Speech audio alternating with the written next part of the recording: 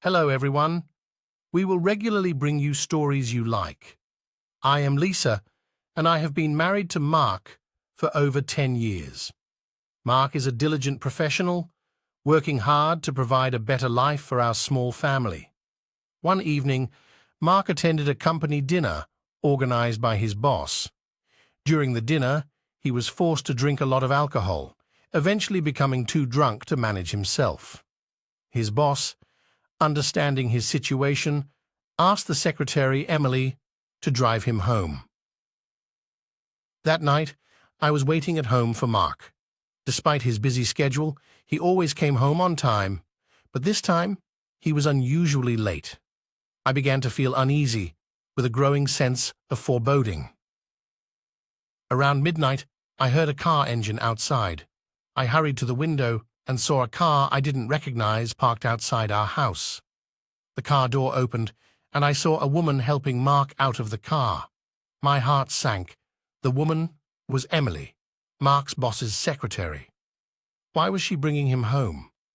Was there something going on between them? Emily supported Mark as they walked to the door and rang the bell. I opened the door and saw Mark in a drunken state, being helped by Emily. She carefully settled him on the sofa and then said to me, "Lisa, Mark drank too much. I brought him home." My suspicions instantly flared up, my eyes filled with anger and distrust. I looked at her coldly and asked, "Why are you the one bringing him home?" Emily seemed to sense my hostility and explained, "The boss asked me to bring him back. He drank too much." I didn't say anything more, just stared at her with icy eyes. Emily hesitated for a moment, then left. I closed the door and looked at Mark, who was passed out on the sofa. My heart was a mix of doubt and anger. I helped Mark to bed, where he fell into a deep sleep, oblivious to my complex feelings. I stood by the bed, looking at his sleeping face, unable to suppress the doubts and pain in my heart. What had happened between us? Had he really found someone else? The next morning, Mark woke up as I was preparing breakfast. He still looked hungover, with a splitting headache. I looked at him, my heart full of mixed emotions, concern for him, but also anger at his potential betrayal. Mark rubbed his temples and forced a smile. "Good morning, Lisa. I really drank too much last night." I looked at him coldly and asked, "What exactly is your relationship with Emily?" Mark looked helpless. "Lisa, you misunderstood. She just brought me home. There's nothing else." I didn't believe his explanation, and my suspicions grew stronger. That night, the scene of Emily helping Mark into the house replayed in my mind repeatedly. Her concerned look made me uneasy. That night, I tossed and turned, filled with suspicion about Mark. Why did Emily bring him home? Was there something going on between them? The more I thought about it, the more something felt off. The next morning, Mark woke up, still looking hungover. I decided to test him, so I put on sexy lingerie and tried to get close to him. However, Mark, still exhausted from the previous night's drinking, had no energy. He pushed me away, saying, "Lisa, I'm really tired. Let me rest." His rejection only strengthened my suspicions. Did he really have another woman outside? Otherwise, why would he be so cold? I angrily asked him, "Mark, do you have another woman? Why are you so cold?" Mark looked helpless and explained, "Lisa, I just drank too much. There's nothing else." I didn't believe his explanation, and my anger couldn't be quelled. I decided I had to find out the truth. That day, I tried to find clues in Mark's phone and emails, but he was very careful, and I found nothing. So I started observing his movements and paying attention to his every action. Whenever he received a call or a text, I would secretly listen, trying to catch any evidence of his infidelity. After dinner, I began to ask him probing questions about his recent work and colleagues, hoping to find some clues from his words. Mark seemed to sense my unease, and his answers became more cautious, even defensive. "Lisa, why do you keep asking these questions? Don't you trust me?" Mark asked somewhat impatiently. I forced a smile and said, "I just care about you and want to know how you're doing at work."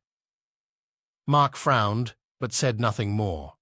I knew my suspicious attitude made him uncomfortable, but I couldn't suppress my doubts. One night, Mark came home late from working overtime. I was anxiously waiting in the living room.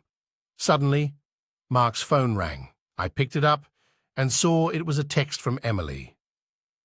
"Thanks for your hard work tonight. Rest well." My heart sank and anger surged through me. Why was Emily so concerned about him? What was their relationship? When Mark came home, I confronted him. "Mark, why did Emily send you a message? What's going on between you two?" Mark looked helpless and sighed. "Lisa, you're overthinking. She's just a colleague. It's normal concern." I didn't believe his explanation and shouted angrily, "Normal? If it's normal concern, why did she bring you home? Why did she send you messages? Are you hiding something?" Mark, frustrated by my questioning, raised his voice. "Lisa, enough. If you don't trust me, how can we make this work?"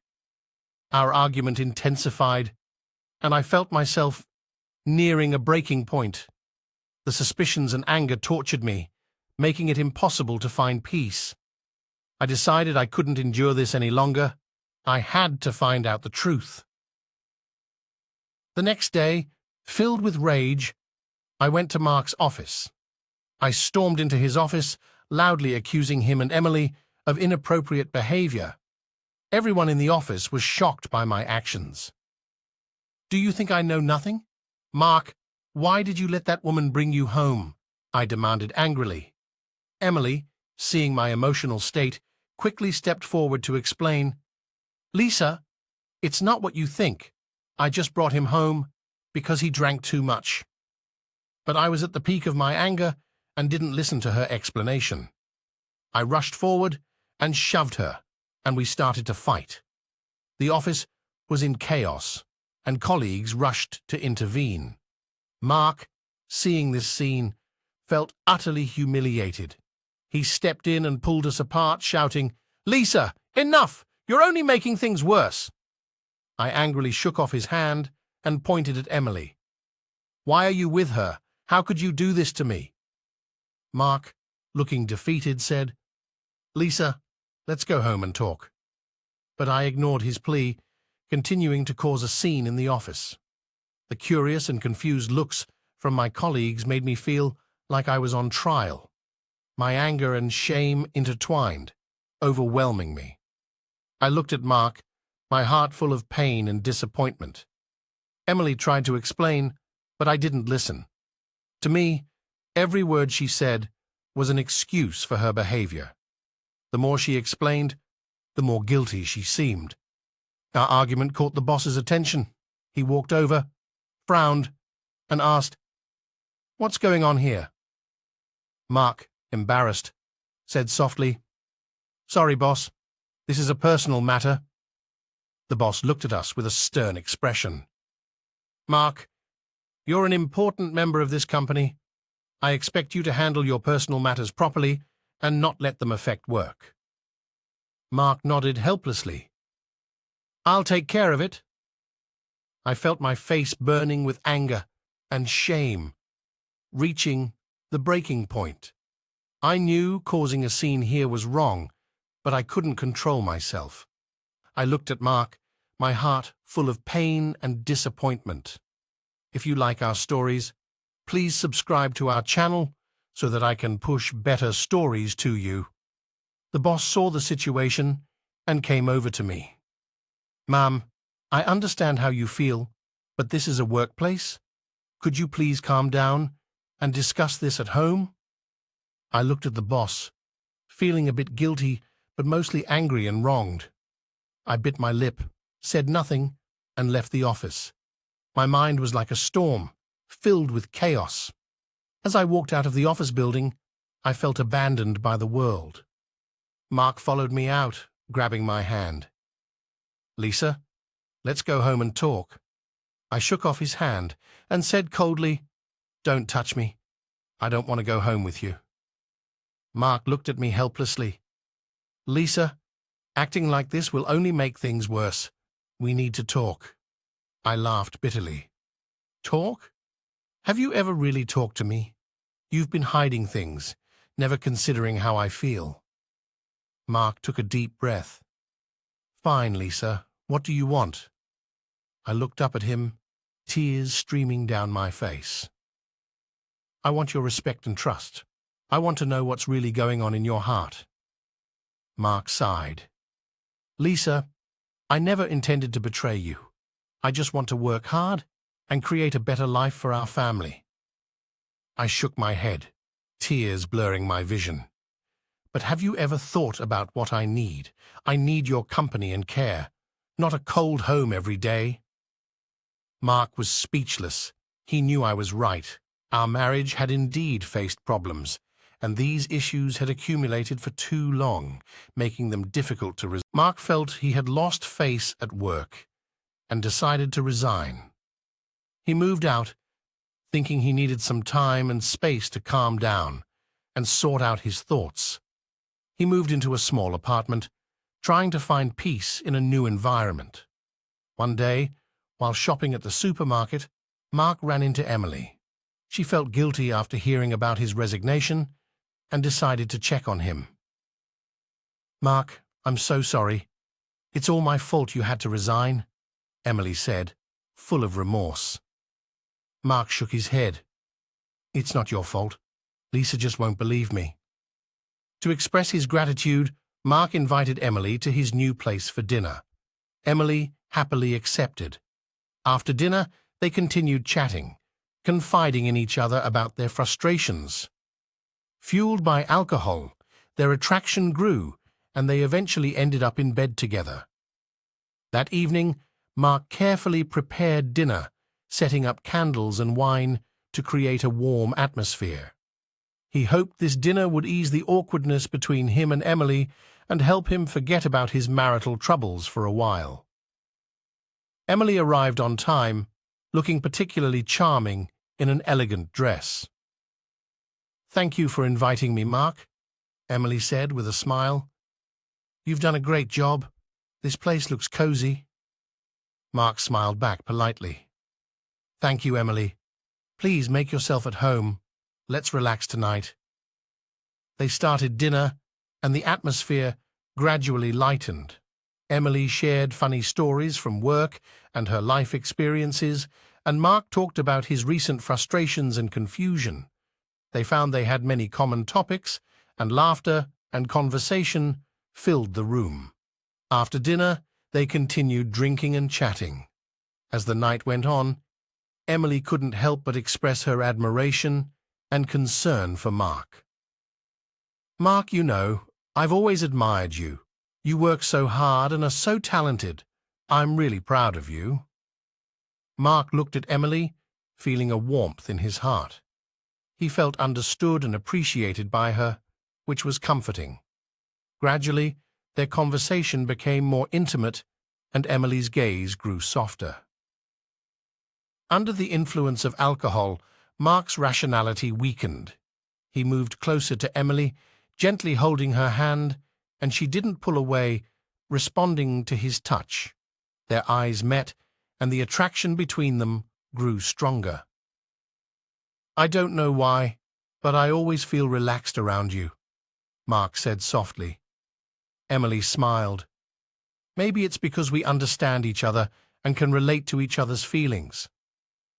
They leaned closer and eventually kissed. At that moment, all their worries and restraints seemed to disappear, leaving only their warmth and intimacy. They spent the night together in Mark's new apartment.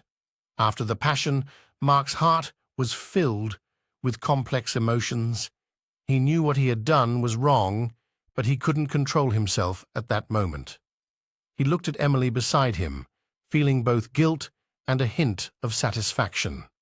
The next morning, Mark woke up and saw Emily lying next to him, feeling deeply regretful. He knew that there was no way he could explain this situation clearly now. Emily, on the other hand, smiled at him, telling him she had liked him for a long time, but never had the chance to express it. "Mark, I've had feelings for you since you first joined the company," Emily said. I was shocked and looked at her. "You've been waiting for this opportunity all along?" Emily nodded. "Yes, I've been waiting for a chance to get close to you. I've liked you for a long time." Hearing this, I was speechless. I hadn't expected all the misunderstandings to start this way. I felt manipulated, but I couldn't entirely blame Emily because I knew I also had a role in this situation. "Emily, this isn't fair," I said in a low voice. "You shouldn't have taken advantage of our misunderstandings." Emily's eyes showed a hint of apology, but mostly determination. "I know, but I couldn't resist my feelings. I love you, Mark. I've always liked you." Mark's feelings were extremely complicated, and he didn't know how to face the situation. He stood up and walked to the window, looking at the scenery outside, his heart in turmoil. He realized that he couldn't explain everything anymore. Mark took a deep breath, trying to calm himself. He knew that no matter what, he couldn't change what had already happened. Emily walked up to him and said softly, "Mark, I know you're confused right now, but please believe me. I truly love you."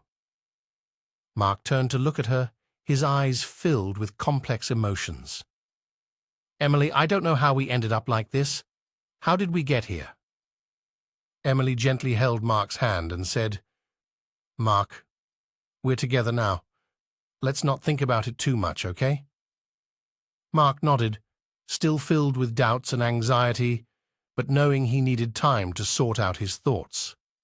He decided to set aside his worries and try to enjoy the moment. With Emily's constant seduction and persuasion, Mark eventually divorced Lisa. He and the understanding Emily got together and started a new life. Mark tried to find inner peace in this new relationship, but he found he couldn't forget Lisa. Initially, Mark and Emily's life was filled with passion and novelty. Emily took care of him attentively, making Mark feel he had found true happiness. However, as time passed, Mark's guilt grew stronger, and he began to question all his decisions. One night, Emily got drunk and revealed the truth about how she had deliberately created the misunderstanding. Mark was shocked and ran back to his old home that night, wanting to win Lisa back. However, when he arrived, he found that Lisa had already left the city in despair. "Lisa, I was wrong. I was really wrong," Mark murmured in the empty house, his heart feeling like it was being torn apart. The remorse and guilt suffocated him. Mark searched everywhere for Lisa, asking all their friends and family, but no one knew her whereabouts. Lisa had vanished from his life as if she had never existed. Mark's world turned grey and dark. He had lost all the happiness he once had, leaving only endless regret and pain. Mark lived in endless regret from that point on. Every day he reflected on his actions, tormented by his failure to see the truth earlier. He had lost the person who truly loved him and the happy family they once had, and nothing could bring that back. In the quiet of the night, Mark's mind would always conjure images of Lisa's face and her gentle smile. He remembered every beautiful moment they had shared, and waves of remorse washed over him. Mark became silent and withdrawn, no longer active in social situations. He began to distance himself from Emily, his affection for her growing cold. Emily noticed the change in Mark and tried to salvage their relationship, but Mark's heart could not return to the past. One evening, Mark sat alone in the living room, drinking and reflecting on his life. He felt trapped in an endless nightmare, unable to escape. He picked up his phone, looking through photos of Lisa, tears blurring his vision. "Lisa, I regret it so much," Mark murmured. He knew he could never make up for his past